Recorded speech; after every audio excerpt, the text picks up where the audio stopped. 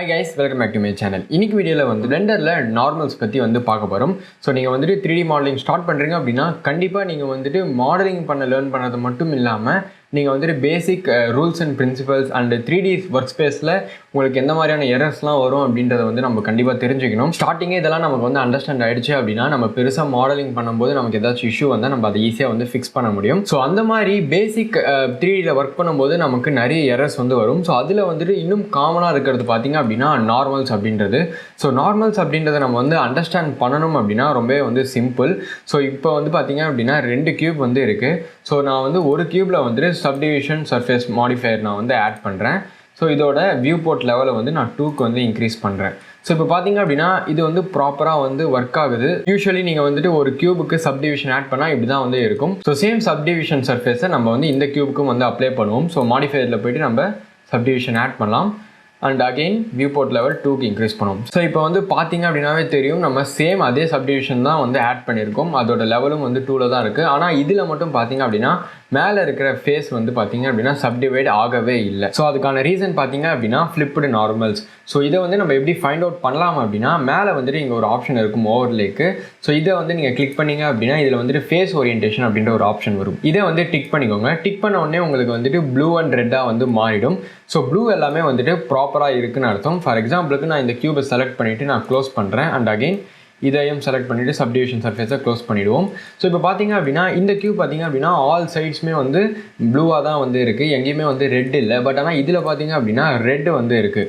So red அப்படின்றது எதுக்கான indication பார்த்தீங்க அப்படின்னா நார்மல் தப்பாக இருக்குது அப்படின்றதுக்கான இண்டிகேஷன் தான். ஸோ இந்த ப்ளூக்கும் ரெட்டுக்கும் மேஜரான டிஃப்ரென்ஸ் நமக்கு புரியணும் அப்படின்னா அகைன் நம்ம எடிட் மோடில் போயிட்டு இப்போ நம்ம ஓவர்லேஸில் போவோம்.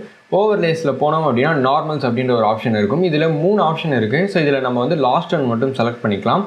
செலக்ட் பண்ணிவிட்டு சைஸை நம்ம இன்க்ரீஸ் பண்ணிப்போம். ஸோ இப்போ பார்த்தீங்க அப்படின்னா நம்மளோட கியூபை சுற்றி ஒரு லைன் வருது.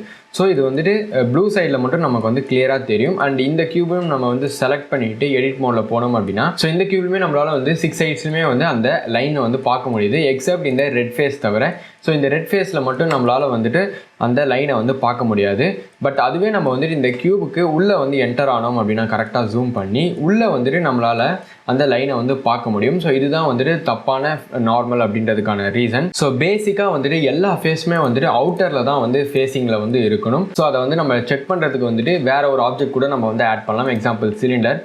ஸோ சிலிண்டர் ஆட் பண்ணிட்டோம். ஸோ இதில் எடிட் மோட் போனோம் அப்படின்னா உங்களால் ப்ராப்பராக பார்க்க முடியும்.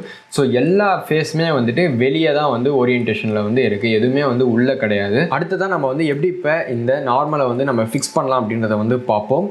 ஸோ அதை ஃபிக்ஸ் பண்ணுறதுக்கு பார்த்தீங்க அப்படின்னா ஜஸ்ட் உங்களோட கியூபை செலக்ட் பண்ணிவிட்டு எந்த ஆப்ஜெக்ட் உங்களுக்கு நார்மல் தப்பாக இருக்கோ அதை செலக்ட் பண்ணிவிட்டு எடிட் மோடில் போங்க. எடிட் மோடில் போயிட்டு கொடுத்தீங்க அப்படின்னா உங்களால் எல்லாத்தையுமே செலக்ட் பண்ண முடியும். ஸோ நான் எல்லா ஃபேஸஸுமே நான் செலக்ட் பண்ணியிருக்கேன். இப்போ நம்ம என்ன பண்ண போகிறோம் அப்படின்னா ஷிஃப்ட் ஹோல்ட் பண்ணிவிட்டே உங்களோட கீபோர்டில் N ப்ரெஸ் பண்ணுங்கள். ஸோ N ப்ரெஸ் பண்ண உடனே பார்த்தீங்க அப்படின்னா உங்களுக்கு மேலே இருக்கிற பார்ட்டும் ப்ளூவாக சேஞ்ச் ஆகிடும். அந்த சைடில் பார்த்தீங்க அப்படின்னா ரீகால்குலேட் நார்மல்ஸ் அப்படின்றது ஒரு டைலாக் பாக்ஸ் காட்டும்.